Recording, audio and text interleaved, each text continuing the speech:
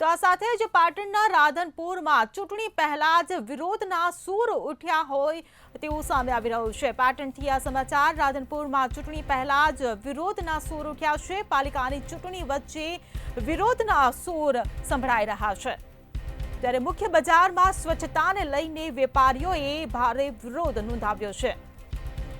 Road રસ્તા અને પાણીને લઈને થતી હાલાકી મામલે વિરોધ દર્શાવવામાં આવી રહ્યો છે। છેલ્લા 10 વર્ષથી વેપારીઓ આ હાલાકી ભોગવી રહ્યા છે। એક તરફ પાટણના રાધનપુરમાં નગરપાલિકાની સામાન્ય સભાની ચૂંટણી અને બીજી તરફ વિરોધનો સૂર, ત્યારે પાલિકાની ચૂંટણી વચ્ચે આ વિરોધના સૂર ઉઠ્યા છે। વેપારીઓએ ભારે વિરોધ દર્શાવ્યો છે। મુખ્ય બજારમાં સ્વચ્છતાને લઈને વેપારીઓએ આ વિરોધ નોંધાવ્યો છે। અમારી અહીંયા દુકાનો આવેલી છે। છેલ્લા કેટલા સમયથી ગટરની બહુ સમસ્યા છે।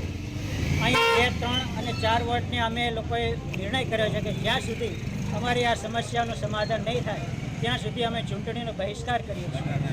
કેટલીય રજૂઆત કરી છે પણ એનું પાલન થતું નથી। ગટર અને રોડની જેવી પ્રાથમિક સુવિધાઓથી અમે હાવ વંચિત રહી ગયા છીએ।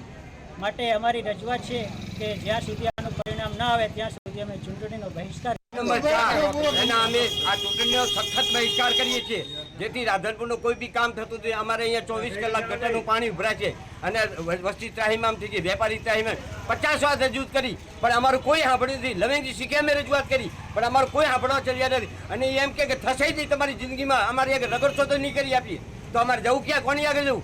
શું અમારે કોંગ્રેસ ગાંધીનગર જવું, ક્યાં જવું? તો શું માંગ છે તમારી? તો અમારી માંગી છે કે અમે આ ગટર પાણી અને એની સુવિધા કરો, ગટર ગારો સાફ કરવાનો ગટરો બનાવો અને જેથી તમને સારા કામ માટે રાખે છે। આ પ્રશ્ન સોલ્વ નહીં થાય તો તમારો અને હવે સોલ્વ નહીં થાય તો અમે વોટ તો આપવાના નથી અમે।